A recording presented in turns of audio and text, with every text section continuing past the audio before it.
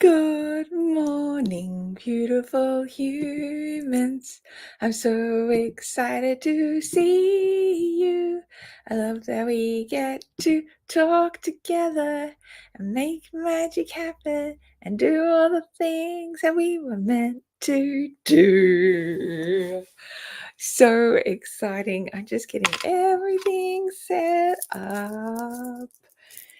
And waiting for people to join. If you can see me, if you could just let me know that you can see me and hear me okay, that would be beautiful. I'm so grateful. I want to begin by acknowledging, as always, that I live and work and create on the lands of the Gubbi Gubbi people, and I want to pay my respects to their elders, past, present, and emerging. And because we're spread out all across the globe, I want to pay my respects to the elders and traditional custodians of the lands and seas where you are. Thank you for being here. Thank you for choosing to spend some time with me. Hi, Marielle. Hi, Tara. Hi, Jennifer. Hi, Shanna.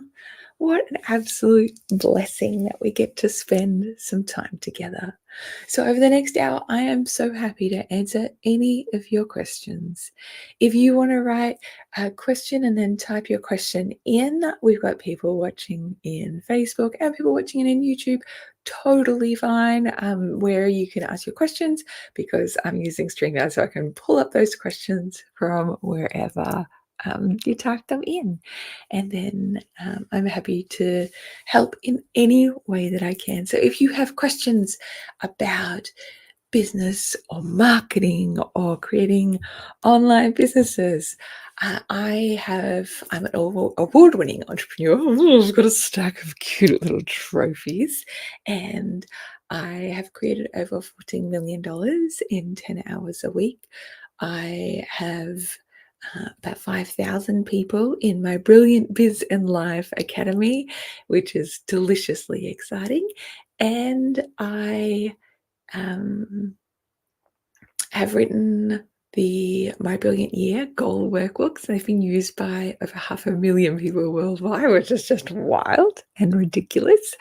And I love that I have all these besties that have set their goals with me.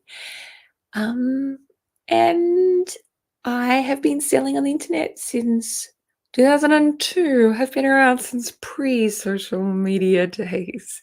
It has been a absolute joy and a thrill, and I am here because I love to share everything I have learned along the way. And for those who don't know, I also have autism and ADHD, and I am grateful to have a brain that's a little bit quirky. So I'm very happy to answer questions about those kinds of things. Marielle says, is this call just for Academy people? No, not at all. It's for everyone, totally free. It's a bit of fun. I do this I do Ask Leonie Anything calls for my Academy people every single month. And I am going to try out doing an extra one each month that's available for everyone and see if that feels really groovy. Shanna asks a question. Recently, you created a beautiful e-zine about a book titled The House That Joy Built. I love the idea of creating my own e-zine about my favorite books. Is there any copyright things to think about if we're creating a summary of a book? Yes. So, I mean, one, if you're selling it, then that's one thing. But, I mean, Cliff's Notes, and there's quite a few other companies that do actually just sell summaries of others' books. I think from what I understand, it's less than 10% of the copy of that book, the content of that book. For me, when I created my little fanzine about the house that Joy built, I just wanted to do it for fun, for funsies, and I decided not to even put it behind a lead magnet. I really just wanted to give it out, give it away, and really just celebrate that book in the most creative way possible. So That's how I did that. um, okay.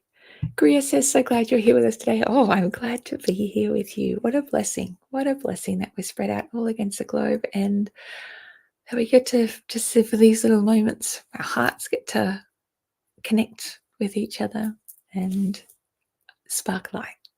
That's such a miracle. Juicy Raw Love says, I have ADHD and possibly on the spectrum as well. I find taking creative action so hard. It is beyond procrastination. How can I take creative action joyfully?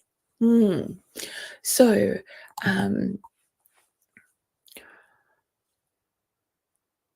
there's things that you can try out and test out and see if they work for you.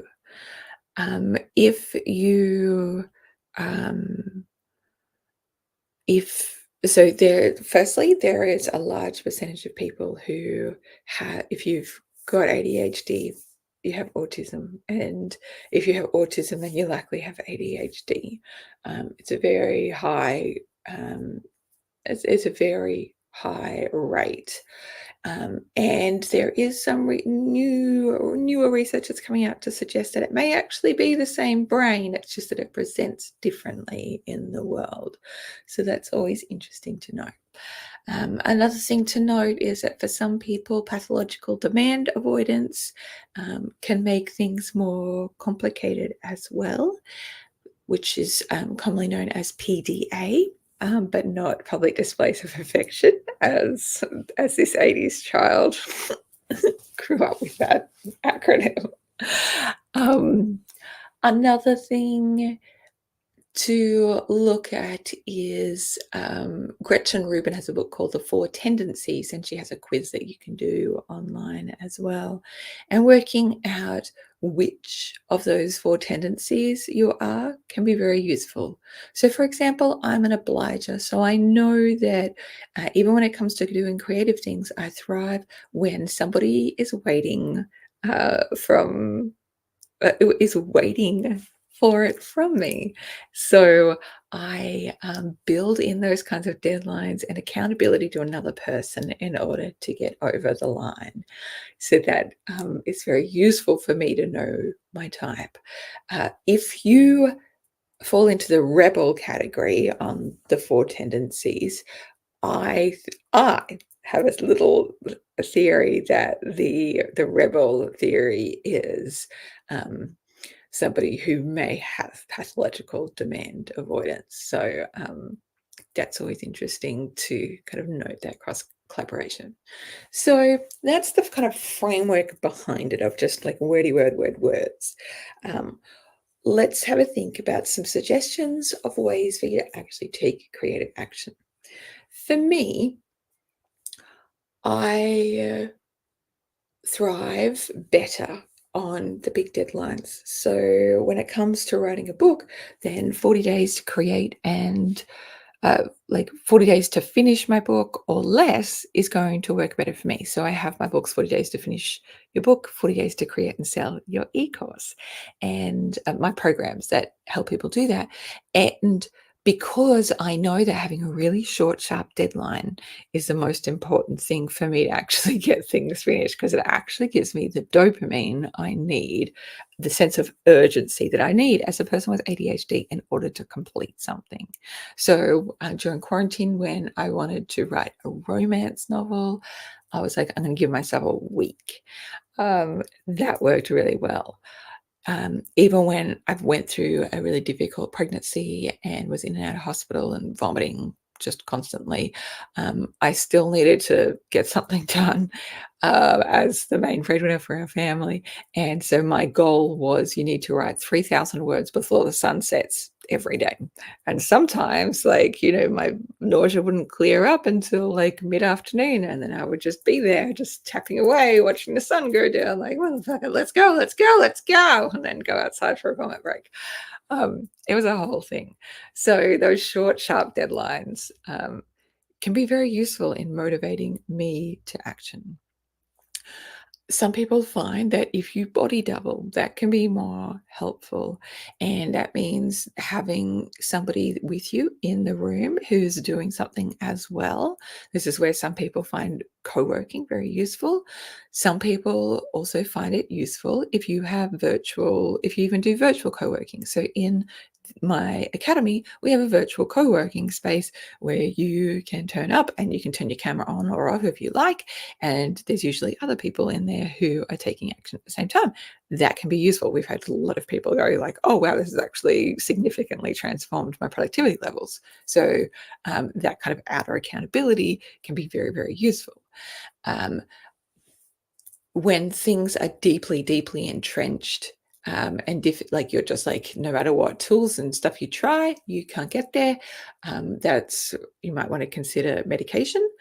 That can be absolutely life changing for some people, and for me as a more of a hippie leaning human, I also if something feels very very stuck, then that's where I take it to my kinesiologist, and I use Kerry Rowett from Awaken Kinesiology. She also has a book called Align and Attract, and I've also you Hiro Boga was my mentor for many many years as well, and she's more of like an intuitive healer. She's not a kinesiologist, but somebody who deals in woocraft, who helps you like look at those blocks from kind of a deeper level, can be very very useful and very potent. And of course, working through, like, if you have a therapist that worked really beautifully for you, working through it in that way can be very useful. So, those are my recommendations. I love you, and I am excited for you to even like make the tiniest amount of movement in that direction. Even if you're small, make the smallest little project. What's the smallest thing that you could do and see how it feels? Janice has basically the same question, but worded very differently, right? Any advice for focus and finishing? Yeah, the same applies. So working out if public accountability works for you, if body doubly works for you, if having a short, sharp deadline with outside accountability works for you, those can be very, very useful for setting off those triggers. And of course, if it's deeply entrenched, medication and therapy. And for me, I always want to say this. So, cognitive behavioral therapy is gold standard for neurotypical people. It's not for neurospicy people. You may find it works for you or like a specific therapist. That's amazing for me. And there is no gold standard for neurospicy people yet. We have to work that fucking shit out for ourselves, like everything else. Um, so, some people find equine therapy useful. Some people find like positive psychology more useful, acceptance and commitment therapy useful. I That's why I'm like, you know what works for me? The hippie therapy method. That's what I go for, and it works really well. Okay, Tara says, after 7 months, I still can't seem to get my business off the ground. I took the Work Less, Earn More course, so all my time was going to social media. So as I'm stuck as to where to start with my business. I don't have money coming in yet, so I don't have a bestseller to focus on. Do I produce more mat products with no one to sell you, or work on getting people on my email list through lead magnets, blogging, etc.? P.S. I'm now taking marketing without social media. Thank you. Love you. Okay. So first and foremost, I'm going to assume that you're in the academy because yeah, I'm going to assume you're in the academy. So in the academy as well, I have the 2-page marketing plan. That's where I would recommend that you start so that you go, right, where are the buyers to my products? And thinking about where they are and then how you're going to target them. Some people also find it useful if you're in a space where people already are looking for those products. So, seeing if Etsy is going to bring you more search traffic and still, like, you can still sell on your own website, but seeing if you can attract some of that, that can be very useful. Um, Playing an experiment to think about, what are my people searching for? How can I get in those things. And also consider, like, how can I get into real life as well? Like, can I go to some kind of market, and see how they work there as well? You want to get as much information as possible when it comes to starting your business, to see what works for you, see what you really enjoy doing, and then you can build on your successes from there. Oval Jamie says, "What a gift you are." Thank you. What a gift you are. Bless you. Thank you. That is so freaking kind. I'm so grateful. Greer says, "I just created my first e-course. If you were starting out now, how would you go about finding your people and marketing the course?" 2-page marketing plan in the academy. That's what I actually started doing when I started all of this. And it's something that I still do because it's freaking useful. So um, thinking about where your people are hanging out who would need that course and how you can get in front of them is incredibly useful. And there's literally thousands of different ways that you could get in front of them, which is very, very exciting. And another component is, because it's an e-course, you want to make sure that your sales page is really great. And so using my Sales Star program and making sure you implement all of it. Don't just take the course, actually implement it, and like flesh out that sales page so it's very, very compelling and it's going to get you the maximum amount of sales. Because when it comes to sales and marketing, right, your sales page is the net. It's the thing that actually catches the fish. And when it comes to marketing and finding all of your people, that's great. It's sort of like pushing the fish along. But if you don't have a great net, or if there's holes in it, they're just going to go straight through or around. So the sales page is the net. It's like where the success. So that's where the transaction happens. And I see some people who are like really good at herding the fish, but then the net is just like non-existent or so shitty and holy that people are just like, the fish are just like escape immediately. So it is worth the time to really dedicate yourself to the sales page and make it great, and then push the fish into it. Okay, Marielle says, "I've gotten hung up writing my about page. It's written right now and it's pretty long. Tell me how that's okay. I just want to keep going and finish it up." Um, you can do any that you like. Just chuck it up. Obviously, like, you're getting hung up on it. Just put it out there. It's fine. It can be the placeholder, and you can work on it later. It's totally fine. Um, you can work through it, and then eventually you might want to, like. So I actually have a couple of different bios, and they're both on my about page. One is like the summary, and then one's like a longer one, and then I link out to the rest of my story. So it's totally okay. You can add to it later. Just put it out there. Just get it done. It's okay. It's okay.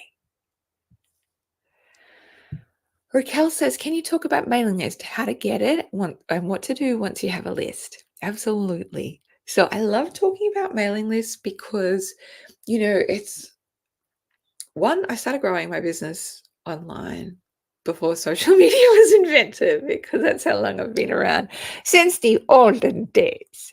And so I have seen the rise and fall of so many different, like, latest trends.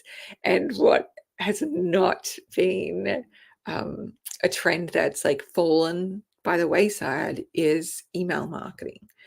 Email marketing is enormously powerful, and people on your mailing list are 40 times more likely to buy from you than your mailing list. And so I always recommend spending more time thinking about growing your mailing list and nurturing that mailing list than spending more time on social media marketing. Like, if you want to do the social media marketing, great, but it is usually not the best way for you to create long-term abundance. And I have so many friends who were super reliant on social media marketing and then just get royally fucked over when algorithms changed and suddenly like their business is like not able to do the sales that it was because they were so reliant on getting the kinds of views that they were on social media. So I think it's a really safe and smart and wise and profitable decision to really prioritize your mailing list. When it comes to how to get people on there, um, so if you're in my academy, I have like start your mailing list, and that goes through like the software that you need. And we start talking about the ways that you can, and then, oh, sorry, there's the how to start your newsletter, how to start your mailing list, how to set up your mailing list. Then we have the workshop on how to create lead magnets. Because to get people onto your mailing list, what you want is to offer them something free that they want, and that would be super helpful for them, and um, would also in some way help to start positioning you as a bit of an expert, a bit of a helpful person in that realm. So some options for like for lead magnets is if you have a product-based business, usually that lead magnet is like a discount offer, like your first time, it's like 10% off your first order. And that's a coupon code. So people will sign up with that. If you, you're in a product business that you cannot discount. So, for example, I've been looking at renovation companies lately. And so often they have guides or checklists of like things to look out for when you are renovating your company, your business, or they'll have tools that you can use, like where you can upload pictures of your room and then like get it like AI mocked up with like different flooring and shit like that. So sometimes that can be a lead magnet as well. In terms of like the kinds of lead magnets that I create in my business, they're very varied. So, one, I actually just promote that you can get my newsletter, which goes out every single week. And people often say that it is their favorite thing in their inbox. It's the only newsletter that they will actually read. And it's a combination of TMI personal sharings, and then there's like business articles and new podcasts that I've created, and just new free shit that I'm always giving away. So that is like the newsletter component of my business, and I market that. If you're in the academy, I also have like a create a newsletter workshop as well to go through all of the different things in there. And then we also have like newsletter ideas. I think we have like 52 newsletter ideas in there as well. I'm sure that's one of the ones that we've created. So we have a whole bunch of resources if you're in the academy for those things.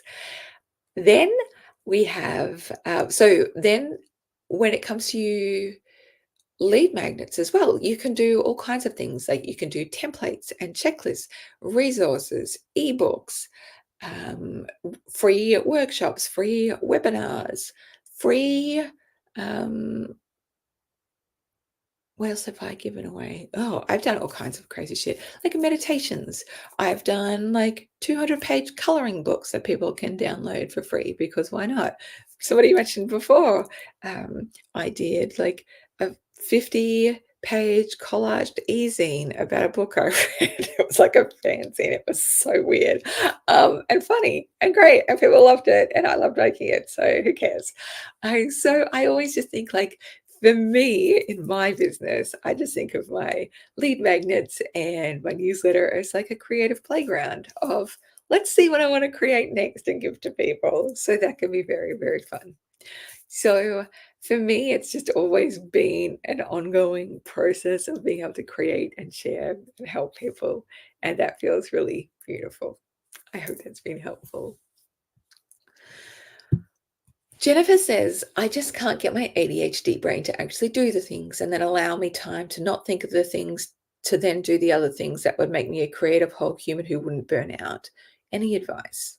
Yeah. Firstly, if you are recently diagnosed and I'm not saying you are, Jennifer, but if you're recently diagnosed, you like, and whether that's self-diagnosed or diagnosed by a psychiatrist or whatever, um, you experience a surge in symptoms post-diagnosis. And I think, like, how fucked is that? The fact that when you get diagnosed, it actually makes the condition worse for a while. And it's because all of a sudden you start going, "Oh, is that because of my ADHD? Oh my god, is that because of my ADHD? Oh god, what if I'm like my brain's paralyzed now and I can't make any decisions because of my ADHD?" And your brain just freezes and has the blue screen of death, just like Microsoft last week. Hey, if Microsoft can have the blue screen of death, so can our poor little brains. If flights can be grounded worldwide because of the blue screen of death, we also are entitled for our brains to sometimes just have little updates that go awry, and as long as everything all right, that's we're allowed to have that. We are so like we are absolutely allowed to have that. Like, give us that. Okay, so that's one part of it. Secondly, is to start building in, like, start trying some of the tools to see what's going to be helpful for you. If you're in my academy, make sure you take my ADHD and autism biz and productivity success workshop, because I go through all of the different um, tools that I use to sort of structure my life to make me more productive and to keep me less out of freeze mode. Um, Reducing the amount of stress in your life in whatever way you can. Um, like, really, like, working out how much like your brain goes on fire. I know that feeling so much when, like, I'm at the point where just everyday life is overstimulating and then it becomes difficult to do absolutely anything. So building in accommodations for yourself is really potent and really useful. Of course, seeing if ADHD can be ADHD medication can be helpful. Seeing, for me, um, if you're also autistic, there isn't any medication that specific for autism. However, I have found that CBD oil, I get it medically prescribed, and I use the one without THC. Um, it is, for me, it feels very, very gentle, and there's no like psychoactive qualities to it really. Um, and but it seems to just soothe the fire in my brain, so that it is more manageable on an overall basis. Um, and protein.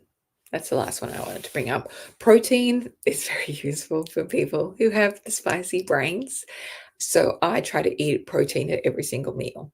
And um, it can be tricky, like, working out how to get that in, but it makes an enormous difference to energy levels and mood shifts and that kind of stuff. I have protein for breakfast every single morning, and I really hate, like, bacon and eggs sort of stuff, so I've, like, found, like, one friggin' bar that I like to eat every morning, and I've been eating it for years now.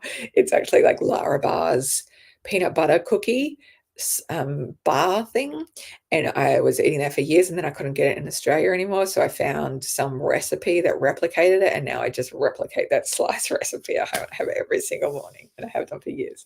So, protein's just a really important part of me doing that.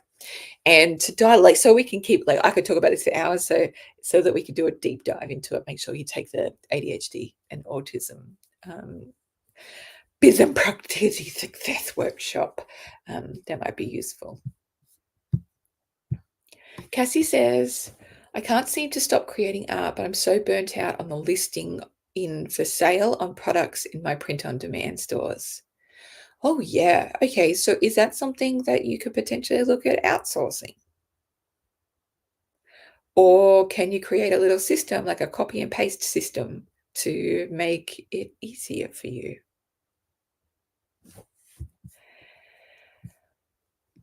Joanne's got some really good advice. I've found doing the smallest possible thing first rather than the eat the frog worst thing first much, much easier. And then I let the momentum build. I'm talking super micro small. I absolutely wholeheartedly agree. Joanne, you're a freaking genius. So Brian Tracy, he might like to be called Brian. Who knows? Who knows? Um, he always advocates like doing the biggest, hardest thing first. And for people who are neurospicy, it's best to do like the gentle slide up into momentum. So I'm always looking at like the easiest friggin' thing on my to-do list, something that can be done in 5 minutes. I also think of our patron saint for creative uh, Eurospicy people, and that is the author Sark, Sark. And I remember finding her when I was kind of a late teenager, and it was a revolutionary. And she talks about in one of her books micro movements and how when you get stuck, then creating like a tiny like breaking it down into the tiniest tasks possible. So for example, when I'm really stuck and I've got to like create a program, the first task on my list is open a Google document and name it that. And then tick. Wow, look at me go. Accomplished. I get a dopamine rush. Okay, next thing is to like, let's see if I can do 3 bullet points about this. I just did it. Oh my God. Look, am I basically neurotypical now? Watch me go. And it just keeps on building from there. So I love Sark's idea of the micro movements, and all of her books are freaking wonderful. And she is a pioneer for all of us. And I think for so many like self-development people, we just wouldn't be here without the work that Sark already built on in terms of self-care and in terms of self-compassion and self-love and creativity and living your own one wild, unique life. It's just divine. Okay. Marielle says, sometimes I say, okay, I'm going to put my butt in the chair for 10 minutes and see what happens. Yes. Amazing. Opal says, I found my using my voice recorder on my phone helpful and I talk instead of write. Yes. Marielle says, I love Leonie's co-working space. I saw you in there yesterday, Marielle. Was it yesterday or the day before? I don't know. All days blend together. But I went in there because I had like 380 emails in my inbox. And that, like, as somebody who likes to keep it like 50 at 50, that made me nauseous. So I was like, I'm going in. I'm going into the virtual co-working space just to clear some fucking inbox. Yes, I use my own virtual co-working space because I'm a genius. Tara says body doubling really keeps my ADHD butt on task. Yeah, I have like a relative who calls another relative to talk while she does homework, not homework, housework, and like including all of her washing, and like she does like a full chore day, and they can be on the phone for 4 hours plus, and it's like I'm like I don't say shit, but I know exactly what's going on there, and I love it, and I love it. I absolutely love it. It's like such a great way to get things done productively. Lou says, I also have raging ADHD, and I find Mozart on my AirPods works really well. Blake says, Leonie, your hair is fire. Thank you, my queen. Now that like I'm growing it out and the curls are coming back, I was like, what was I doing keeping it so short that you couldn't even see this magnificent curls? So I'm going back to mermaid, my friends, because I am moving back to a cold climate. And in tropical climates, pixie cut. In cold climates, mermaid. So there's only 2 options for me, and I'm going back to mermaid, and I'm very excited for that. Do you think all the stuff you teach will be relevant to a high-end fashion and textiles business?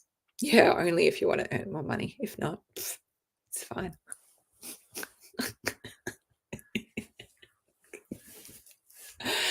Uh, yeah, like, especially, like, looking at yes, no, no, it abs all of it works. I was just like, "What part works there? What part" yeah, no, pretty much all of it, pretty much all of it.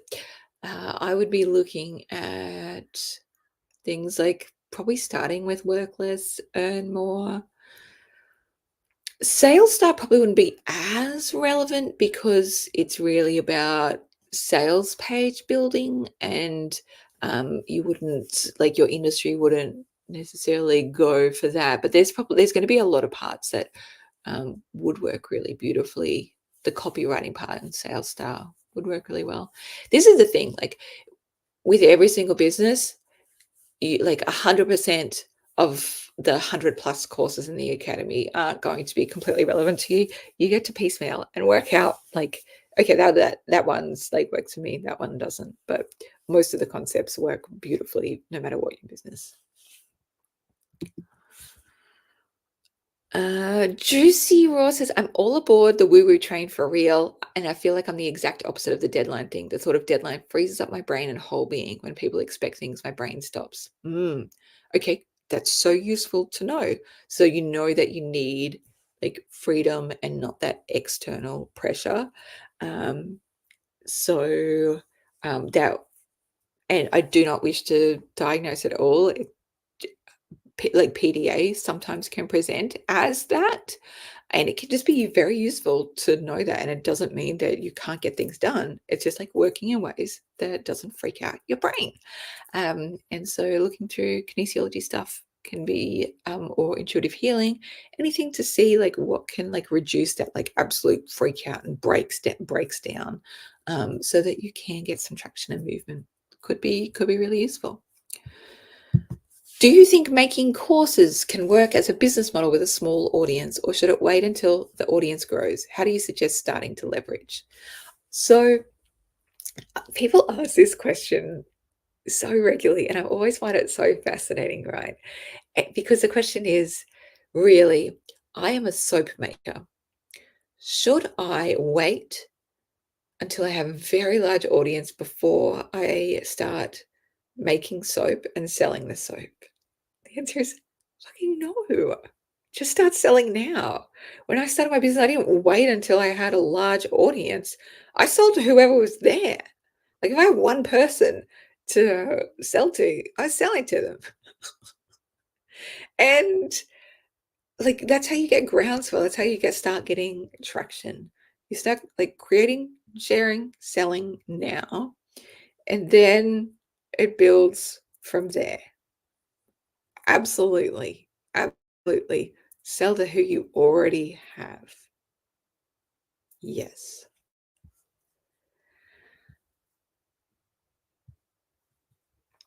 Uh, she says, the body doubling thing sounds amazing. Thank you for your answers. I don't medicate. I'm magical and natural. I appreciate your tips and look into it. Totally cool. I get it. There is also a book that I just read. Where is it? So I can remember the name of it. It's somewhere around here. Hold tight.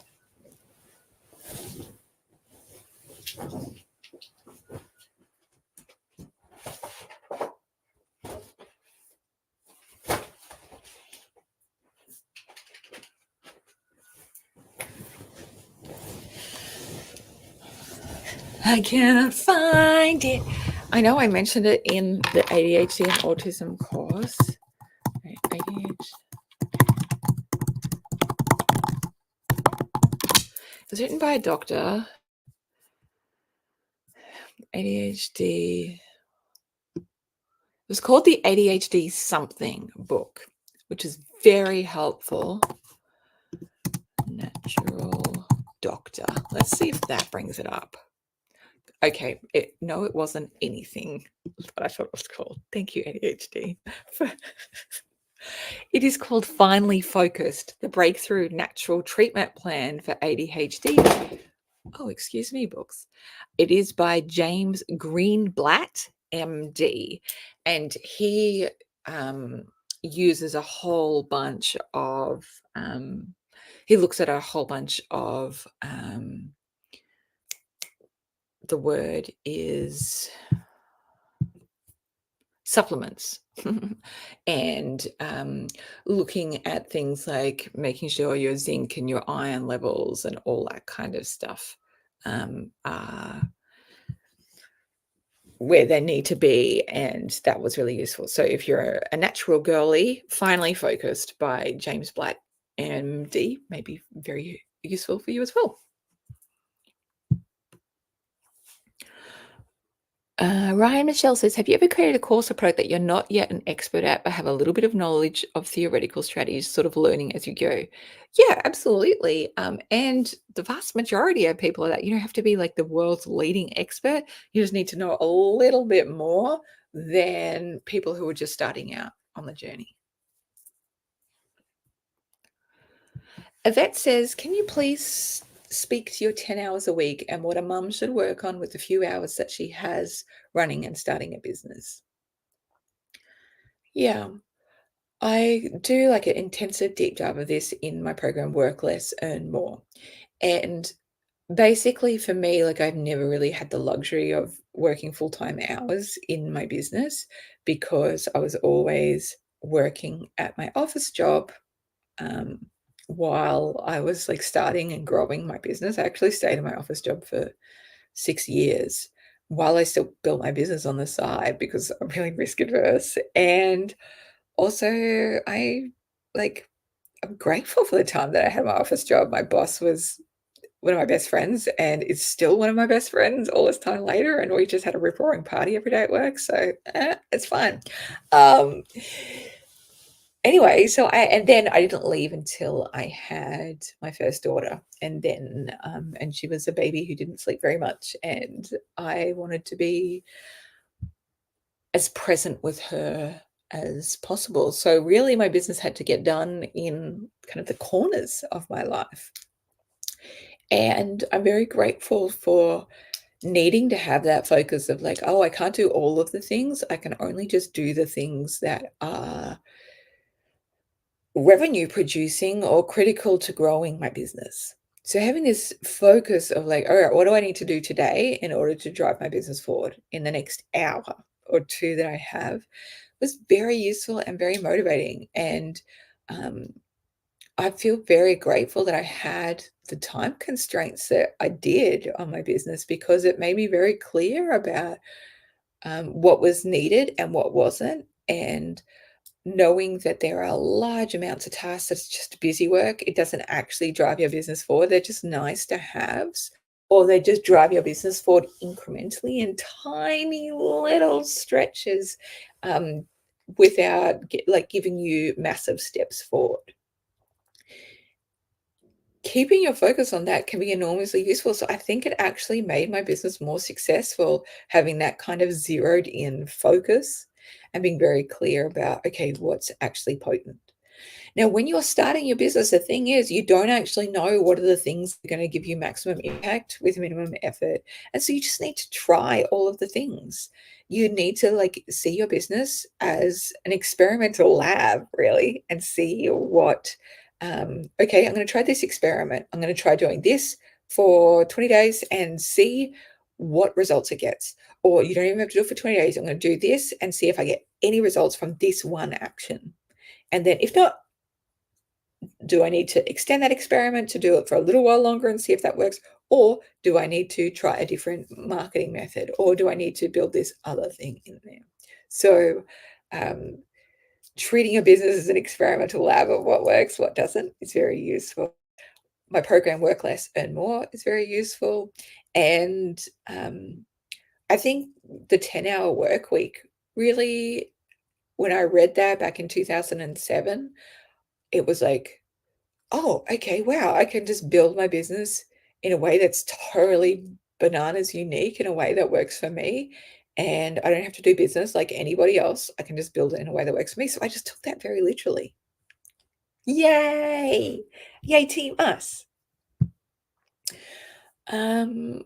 Mayodo says, I want to get more visible. How do I find masterminds, memberships, etc., where I can offer a free training? Oh, One is through networking, through group, like joining groups. If you want to do more locally, then of course you're looking at like networking groups that are like local to your area. If you're doing it online, that's totally fine. So looking in your specific area, going on Google Hunt. So we do things like, we search for people like like the most popular podcasts in a certain theme. Whenever we find on podcasts that um, like people that we're friends with that have gone, oh, I've appeared on this podcast. Like, oh, go have a look at that podcast, see what other podcasts they've been on, and just like keep researching like where that could end up. And then you find so many amazing people that way. Um, then through Facebook groups, like if you're using social media, there's a lot of Facebook groups, like ones that are like, oh, we're always looking for guest experts on these subjects, those kinds of things. That can be very useful as well. So it's just research mode, really. We have a spreadsheet of like places that we pitch to, and this is where it's useful to have formed um, like I have like very loose friendship groups of masterminds of just like people I've met over the years. Like that's group chats, and when I meet like another cool business person, they get added to the group chat as well, which is fun. And and so if I need anything, I just pop it in there. And then if people are needing guest experts, they'll pop it in there as well. But then we'll also just talk shit as well, which is really nice. We have a workshop coming on about networking shortly in the academy, which should be really fun as well. So you might enjoy that. So yeah, research mode. That is my answer. Pet Whisperer says, what's your core marketing system? What are your automation setups and what tech do you use? How often do you go live and who to? Paid members or free promo? Core marketing system. So for me, I regard my mailing list as my like central marketing. And we personally use ActiveCampaign. That's not to say that it's the best when it comes to email marketing. It is very expensive for what it is. The only reason I haven't moved off it when they did their massive price increase is because we have so many different like automations and things set up that it's just like it just take us freaking hours, probably like 40 plus hours. So until we can stomach doing that again, we'll just stick it out. But there is plenty of email marketing systems out there that do exactly the same thing as ActiveCampaign. In terms of what tech I use, if you go to leoniedawson.com/tools, TOOLS, then you can find like every piece of software that I use in my business for all of those things. In terms of going live, I usually only go live like for free during a launch period. So that's usually like maybe 3 or 4 times a year if I'm feeling up to it. I'm just not somebody who's really built my business on live. Some people really love doing it, and that's really cool. Usually, I just would just do a free, like I would do a monthly coaching call just for my academy clients once a month. So I do that. But today I'm doing like a live Q&A, and we're just trying it for a couple of months and see how I feel and see if you guys love it. And yeah, that's all we're doing. Give it a go. Still experimenting, guys. See? Esther says, for any advice for starting your mailing list, like first steps, what did you first share about? I mean, first steps is to get the tech set up so that you've got like the software in there. You're in the academy, so make sure you've got like the set up your mailing list thing. And then I recommend getting into like one, thinking about the things that you're going to be sharing about on that newsletter list. And you want to create a kind of like opt-in page, a lead magnet where you talk about what you're sharing on the mailing list so people can sign up with an opt-in form, all that kind of stuff, and know what they're going to get from being on your list. You have to sell. You have to sell for people to be on your mailing list. So you want to be selling like what they're going to be getting out of it and the bonuses from them being on the mailing list. And if you want to like also have a lead magnet attached, like something free to get them on the mailing list, great. And then you want to set your publishing schedule. So you want to send to them once, like at least once a week. If that feels like way too much, maybe just start off with once every 2 weeks. Totally fine. You can send way more than that, but that's where to begin. Give yourself a deadline. Have your mailing list set up by the end of July. Totally doable. Just get it done, my queen. Just get it done. How do you know who your people are? This part isn't clear to me. One part of it is who turns up, like, and go, oh, okay, this kind of person. And the next part is who would be attracted to your work, who is needing your work or the thing that you're offering. What's the sales page? Okay, so the sales page is the page that talks about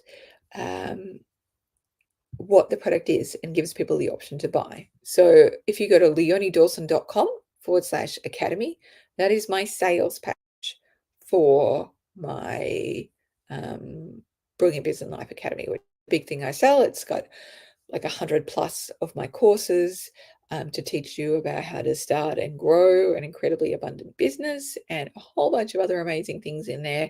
And I sell it for just $199 a year. It is just crazy expensive. Crazy, yeah, crazy expensive. Crazy affordable for what you get it in there.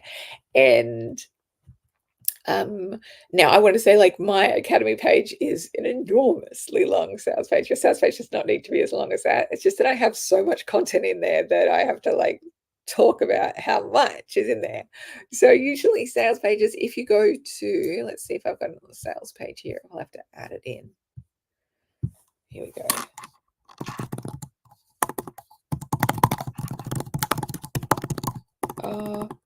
What's one that, yeah, this one's probably leoniedawson.com/sell. Yeah, that's what it's called, I think. Let me just double check. That would be so funny if it wasn't. That's like my sales page for my sales page course. Yes, it is. I'm genius. So that's a lot shorter, but that's like the sales page. It's where you find out all the information that you need to know in order to make a sale, like in order to buy something. And that is where people, like if I'm running ads or if I am marketing it to my mailing list and I'm pushing people to the sales page. No, there we go. In order to buy. Okay.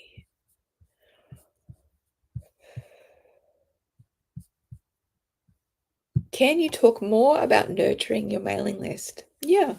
Nurturing your mailing list is just sending it to them regularly and giving them some information that might be useful to them. And it can be in all different kinds of forms. Some people just send like a very short email with one tip in it. Amazing. Some people send like more comprehensive newsletters. Amazing. If you've got your creator newsletter, if you're in the academy, there's a creator newsletter workshop and it goes through like all different kinds of examples of things that you could be doing in there. Mel says, I get paralysis about getting your website and sales page optimized before driving traffic. How do you know when your site is good enough to start doing some advertising? I just start and see how it goes, honestly, and then like add to it if it needs adding to. I guess the thing that I want to say here before I go on is that thinking about doing something doesn't get you any further along the line.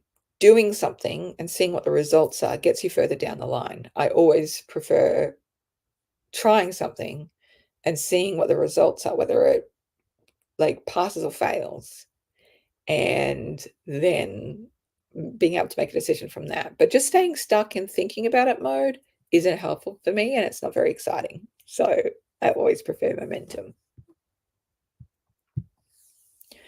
Higher Self Planner says, I don't like social media. I'm just starting my business, so I have to be online to grow my email list.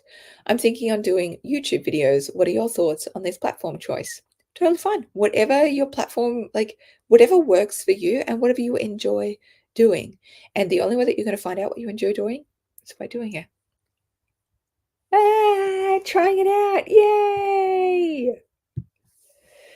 How many lead magnets do you need? Someone told me I need to promote a new one every month. That feels like a lot. Okay, that feels like a lot. Don't do it then. Just start with what you've got. And then when you're ready for doing something else, do that. If not, just keep going with what you're doing. It's fine. It's fine. I do not have a new lead magnet every month. I'd be fucking lucky if I've got a new lead magnet twice a year. Like, it just depends. It really depends. I have an opportunity to participate in a contest with a large publishing house. They're accepting a book proposal for a $20,000 book contract. I have 22 days to submit. I don't feel ready. You might feel ready, like 7 days left.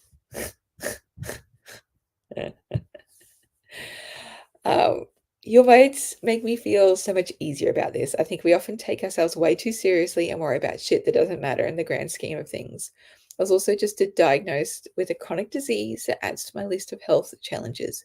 I always let it scare me into thinking I can't do this, but seriously, who gives a shit? I'm going to move ahead anyway. Thank you.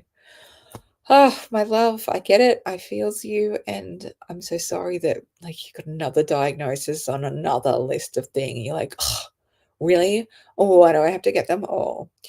Um, maybe this is a Pollyanna in me, but I said to my osteopath, my beloved osteopath, I said, look, I've been thinking about it, and I think it's actually better that I've got hypermobility and my bones dislocate so much.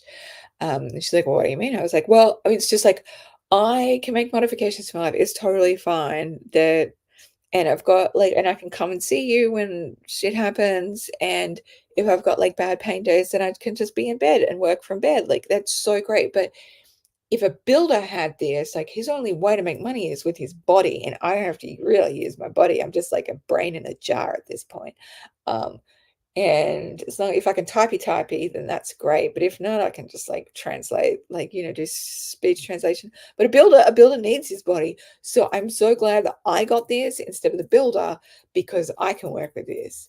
Like, I think it's best that it's worked out this way, that I've got this and not that person. And she said, I don't think it works like that. And I said, you shut your mouth. It does.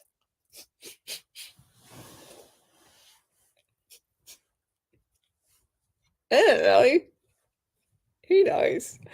I'm not gonna like sure, I've got a wonky donkey body that lets like when my body's dislocate at a moment's notice. Sure, I've got a neurospicy brain, which is frequently hilarious, but so I still want to do this. Like I still like who's gonna stop me from doing the things I want to fucking do?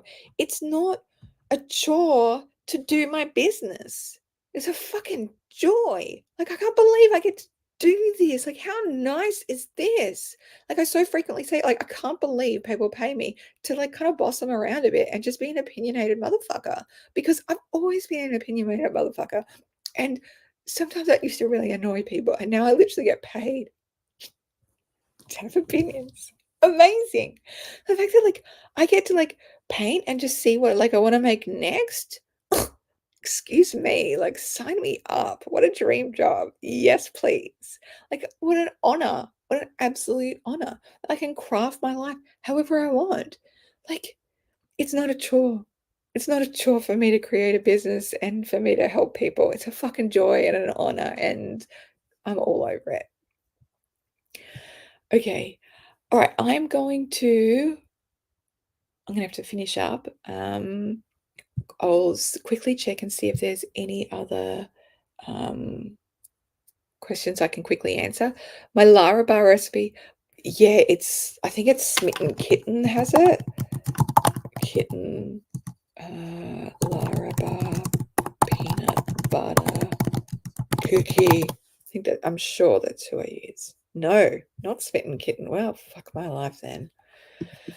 I think I just put in like Larabar peanut butter. Oh, Detoxinista. What a name. Um, sorry if you're Detoxinista. Okay, I just put in recipe Larabar peanut butter cookie. It's the first one, and it's by Detoxinista. It's got 3 ingredients: dates, peanuts, salt. Nice. Thermomix that shit together, and we are sorted. Okay. Quickly just Lara says, I love the hair. Thank you. Diagnosed AUDHD last year, can confirm symptoms do become worse or more noticeable. It does subside over time, But yeah, that first 6 months kicked my ass as well. She said Leonie's workshop on autism and ADHD is awesome. Thank you, my queen. I'm so grateful. I'm so grateful that it was helpful. Mia's here. Oh, my beloved assistant Mia's here. Thank you. The book was finally focused by James Greenblatt, and that had more of the natural supplement suggestions for ADHD as well. Okay. How do you network as an AUDHD woman? The small talk. I have a program coming out in the academy in the next couple of months about this on networking. Basically, I use my strengths and I mostly hang out with other AUDHD business women. And they're the coolest. And yeah, I've got so much to say about that. That'll be in the workshop. Will this live be posted in the academy to watch later? No, it'll just like the recording will just stay on these pages. Marielle says this is a nice time slot for this in the US. Thanks. That's all right. I purposely chose because vast majority of people here are in the US that watch me, and I get up at 6:30 a.m. to do this. Oh, yeah. All right. Lots more questions that I can't get to. So